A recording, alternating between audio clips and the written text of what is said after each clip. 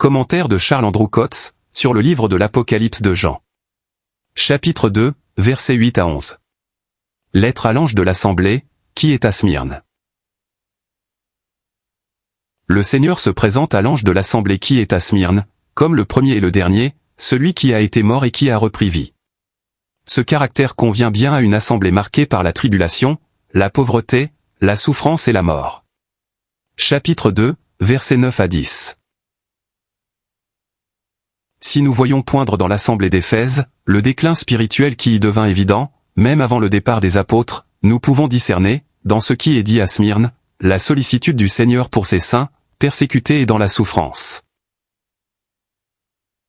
Comme nous le savons, il y eut une période de vive persécution, dont l'effet fut un accroissement de richesse spirituelle, de sorte que le Seigneur pouvait dire, « Mais tu es riche ».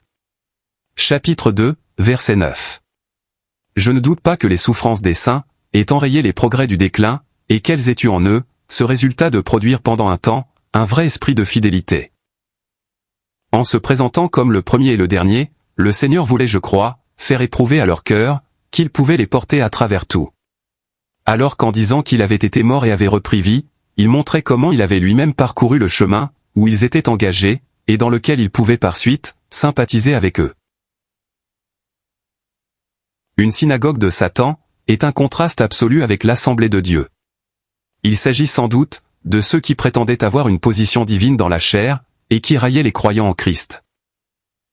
Une grande partie de l'opposition et de la persécution des premiers jours eut lieu à l'instigation des Juifs, qui au sens spirituel, n'étaient pas réellement juifs, selon Romains chapitre 2, versets 28 à 29, mais qui étaient devenus une synagogue de Satan, c'est-à-dire l'adversaire de tout ce qui était de Dieu. Il est bon que nous notions la sévérité de cette désignation, car si une telle chose était devenue vraie, de ceux qui étaient littéralement la semence d'Abraham, combien plus elle l'est de ceux qui sous le nom chrétien, prétendent donner à la chair, une position divine. La croix a mis fin à l'homme selon la chair, en saint jugement devant Dieu, et l'Esprit a été donné afin de maintenir ce jugement dans le cœur des saints. Rien ne pourrait davantage offenser Dieu, que de ramener devant lui, pour ainsi dire, l'homme qu'il a absolument condamné. C'est de la part de ceux qui veulent agir ainsi, que vient la plus grande hostilité. Le premier amour maintiendrait tout, d'une manière vivante, en liaison avec Christ le chef. Mais si on s'en éloigne, on est conduit à donner une position à l'homme selon la chair, et lorsqu'une telle chose a pris corps d'une manière organisée, elle devient sous le regard de Dieu, une synagogue de Satan. Une allusion y est encore faite, dans l'adresse à l'ange de l'assemblée qui est à Philadelphie, et où la synagogue de Satan semble désigner ceux qui avec des prétentions religieuses charnelles, s'opposent à ceux qui gardent la parole du Seigneur, et ne renient pas son nom, à la fin du témoignage de l'assemblée sur la terre. Apocalypse chapitre 3, verset 9. L'assemblée de Smyrne aurait à souffrir. Quelques-uns seraient jetés en prison, et ils étaient exhortés à demeurer fidèles jusqu'à la mort. Chapitre 2, verset 10. Le Seigneur ne met pas devant eux la perspective d'une délivrance actuelle, quoique même dans de telles circonstances, on soit réconforté à la pensée que la puissance du diable est strictement limitée. Vous aurez une tribulation de 10 jours. Christ est suprême sur toute la puissance du mal. Il se peut qu'il permette à l'ennemi d'affliger ses saints pendant 10 jours, en vue de leur purification et de son témoignage. Mais la durée de la persécution et de l'épreuve est limitée. Aucune puissance hostile ne pourrait faire que la tribulation dura 11 jours, quand Christ l'a fixée à 10. C'est pour les saints, lorsqu'ils sont chargés au cours de toute période particulière, un grand soulagement de s'en souvenir. On est grandement soutenu, si on a conscience de la puissance du Seigneur, même s'il permet que les choses aillent jusqu'au martyre.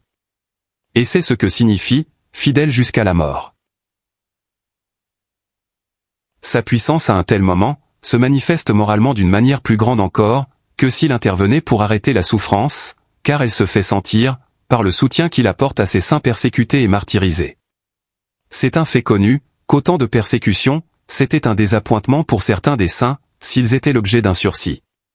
Des martyrs renvoyés en prison, écrivirent des lettres très touchantes, à leurs compagnons condamnés au bûcher.